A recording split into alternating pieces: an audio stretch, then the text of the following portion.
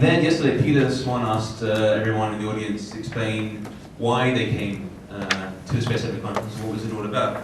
So then I thought, maybe I'll get a little bit personal with you guys and share something. So I speak at quite a number of conferences in the last year, but I've never shared any of these details before. So I decided to dig out through some things from the archives and find some fun stuff for you guys. And you all seem like friendly people, so let's see what we can show you. So anyway, this guy up here was me once upon a time. I was about 14 there, had a little, I guess it was technically speaking a tech startup, but we're building computer mouse cleaners and thinking this is the greatest thing ever, of course until mice became laser and optical mice. But anyway, and I'm going to digress a bit here, so I warn you that the space elevator stuff will come a bit later. The whole point of this though for me was that I was sort of getting involved in doing lots of extracurricular projects. And along that sort of path, one of the things that came up, and probably one of the key starting points of my life, and there's probably been two that have sort of driven what I've done and what I've done with my life up to now, was the first thing that I said to my dad, there's this cool show on TV called BattleBots or Robot Wars in the UK.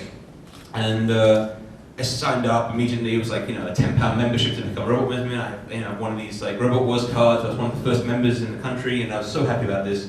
And I said, I want to build a robot. And my dad's, and I'm 12, 13 years old, and my dad's like, we have no idea how to build a robot. And I said, well, you just get some wood, you nails, and you stick it together, and you build a robot, don't you? I mean, there's no thinking about it.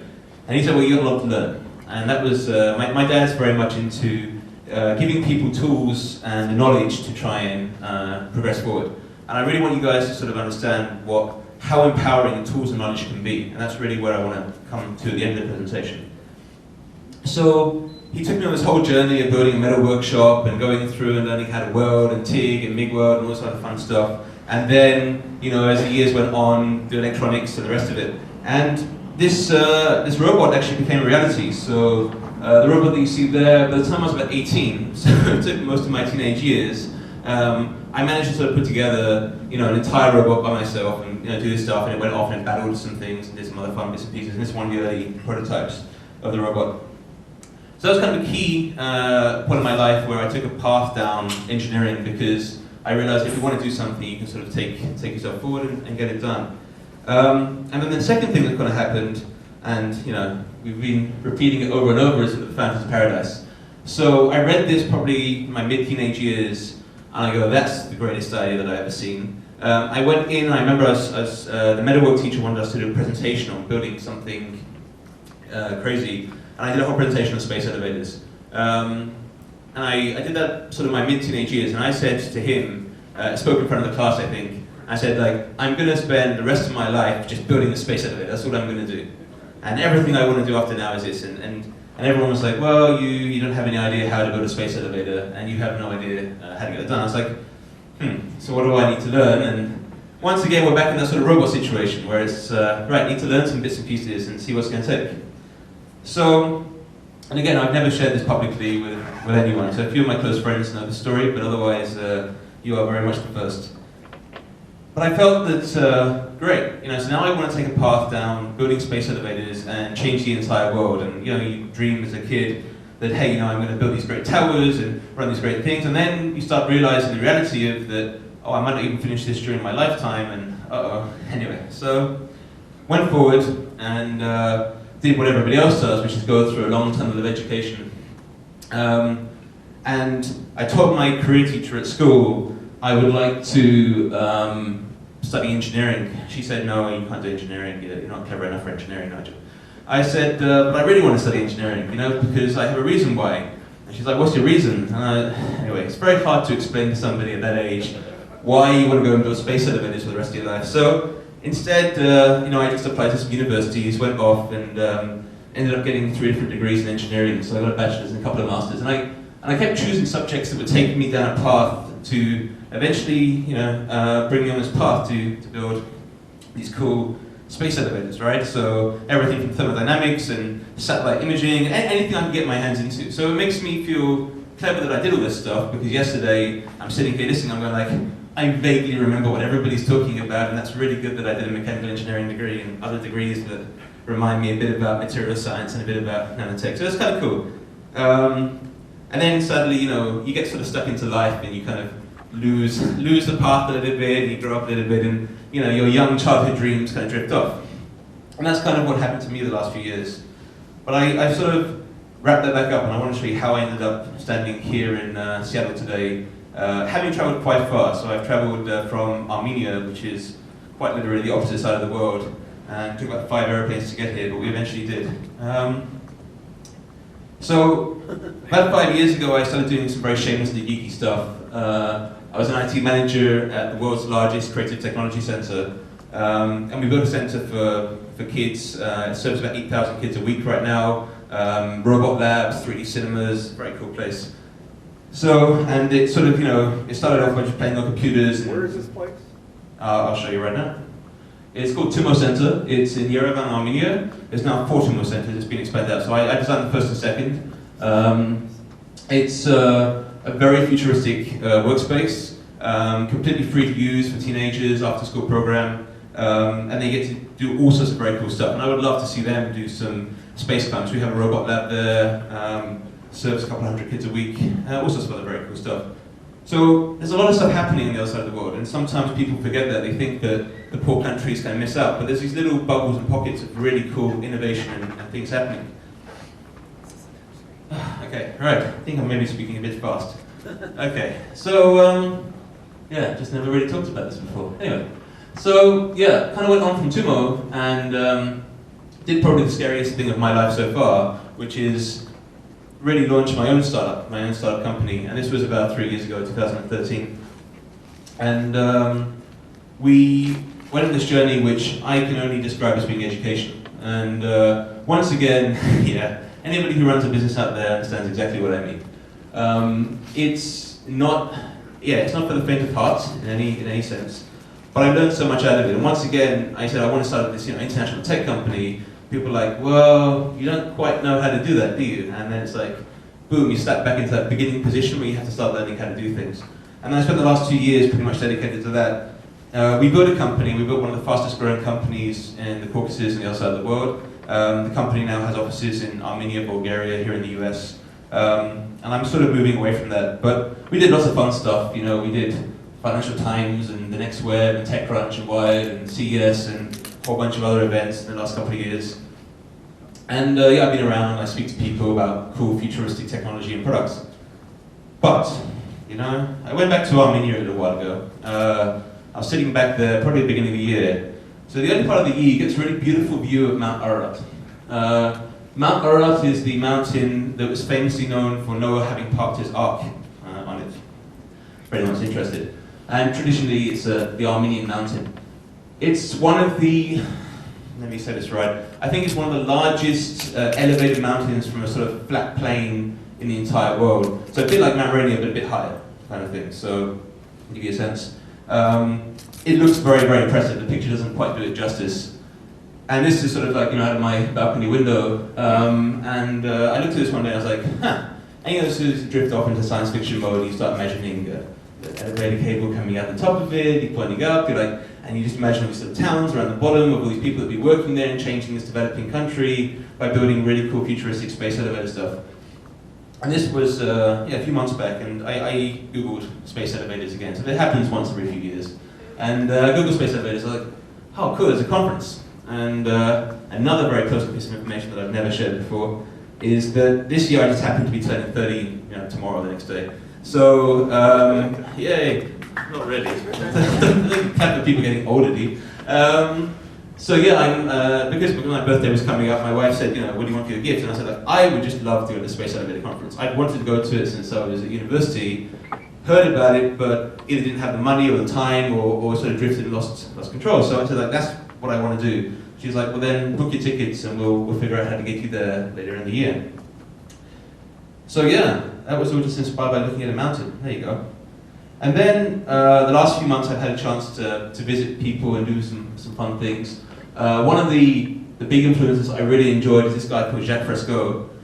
He's 100 years old this year. He's a futurist, quite famously known down in Florida. You can Google him and check him on YouTube. I just happened to see one of his YouTube videos called Future by Design, where he spoke back in the 1970s. And what he's really all about No, I don't want to paraphrase what he's all about in 2 seconds, that would be not fair. Instead, what I want to say is that what he has really inspired me, at least, is that there is an ability for humanity to really build a better world for all of us, and also do things on a very much larger scale if we take combined effort to do that. And sort of being there, being at his house, and meeting a gentleman of this age, and he gave still quite a impassioned speech where he spent 100 years trying to convince the world of building a better planet and using these very cool cities he's designed. He's got these fantastic models and pictures all around his house, and they built this thing called the Venus Project down in Florida. Highly recommend you guys check it out. After seeing all of that, I realized that, wow, this guy has just completely dedicated to life, to the thing that he was passionate about since he was a kid.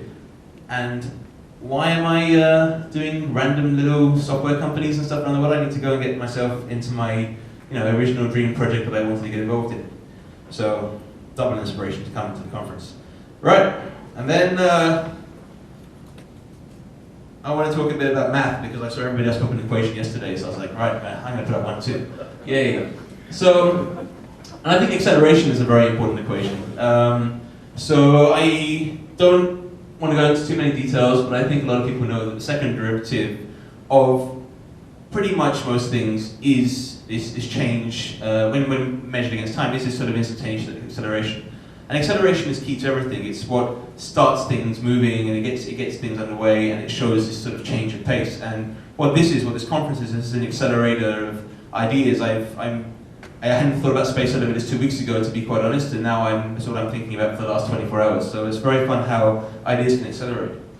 And what I wanted to pitch or present to you was the concept of building a space industry-focused business accelerator. So my entire background for the last few years has been entrepreneurship and tech business, and I see that in the US, there is no specific incubation space for space industry and space businesses and early stage startups in the space industry.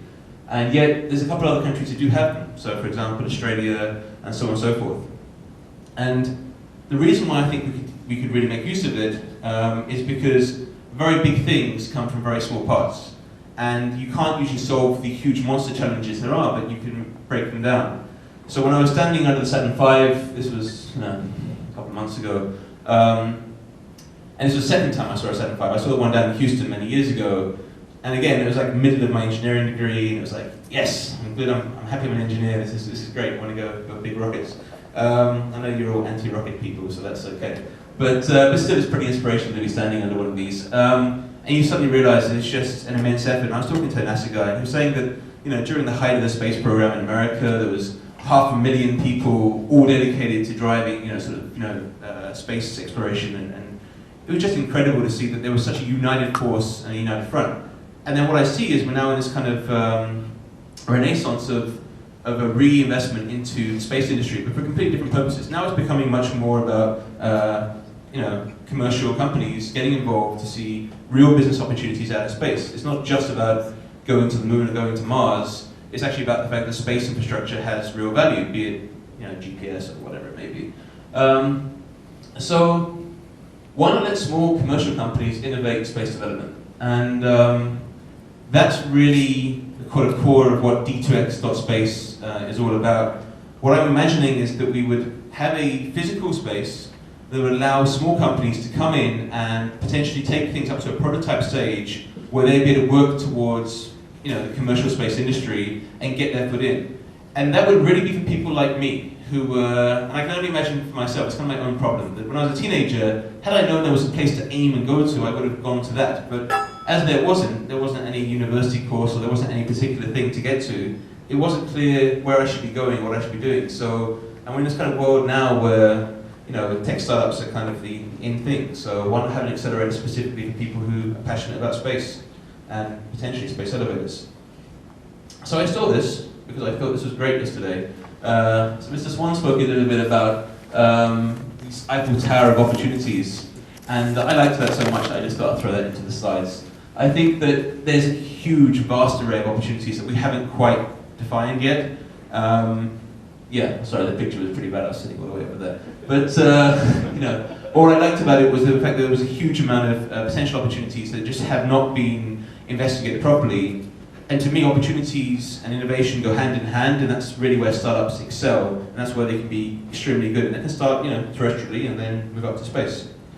So we need to build a place where everyone can have access to the tools and knowledge. Again, going back to the very beginning where I got to build my first robots, or where I went through and did a whole bunch of other bits and pieces, it's having access to the tools and knowledge that give people that ability to go forward.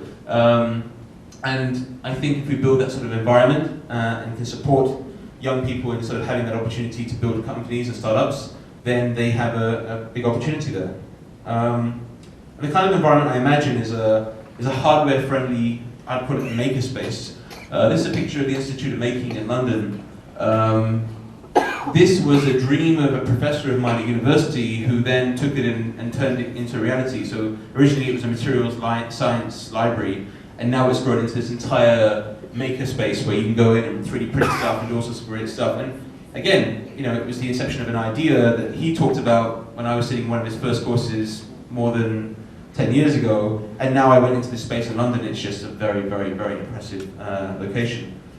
So why not have something exactly like that for the space industry? Why not have a gathering point where people could go in, accelerate ideas, get very excited, work together, and build really cool startups. So what I'm imagining, and what I'm going to be looking to raise funding and then to go ahead and offer it to teams, is probably offer teams between $25,000 and $100,000 depending. And this is quite industry standard for startups.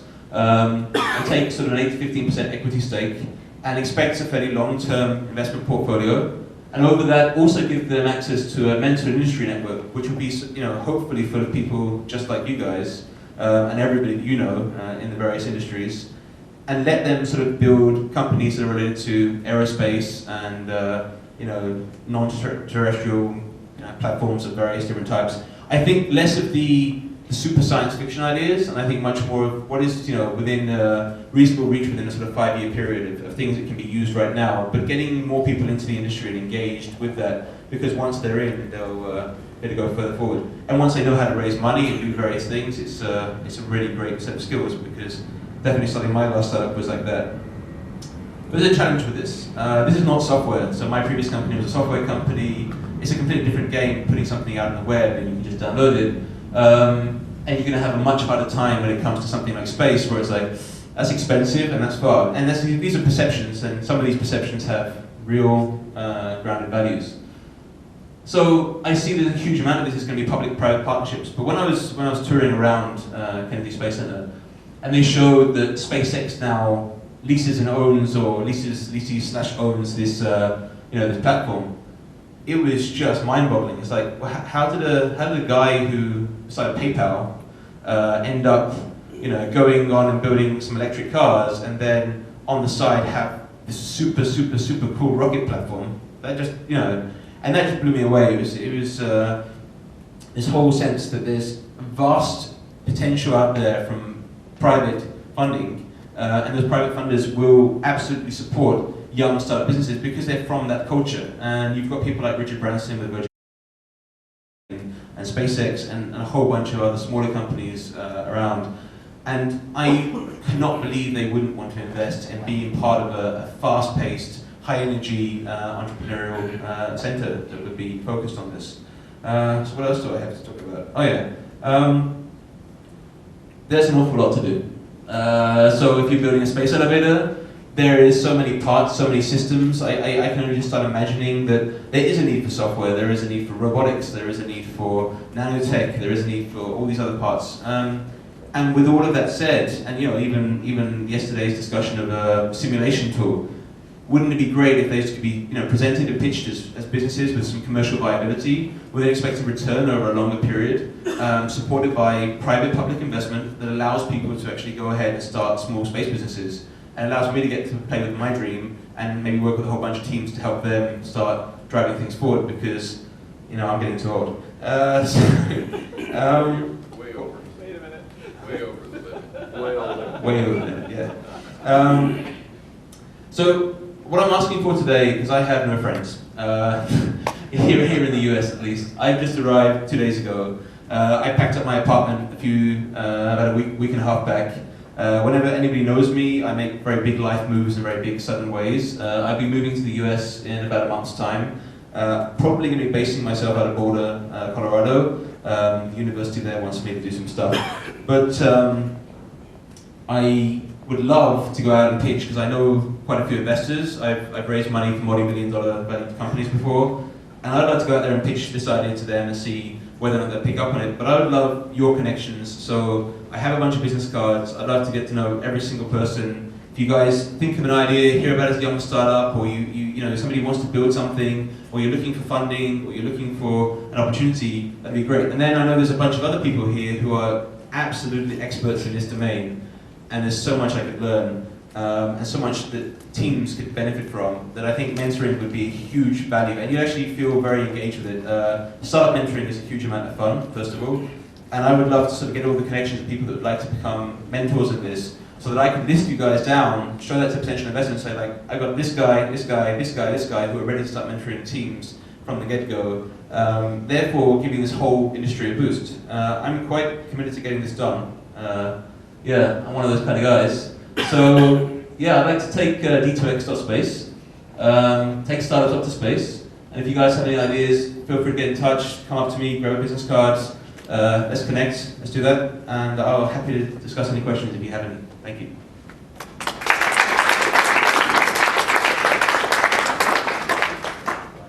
Any questions?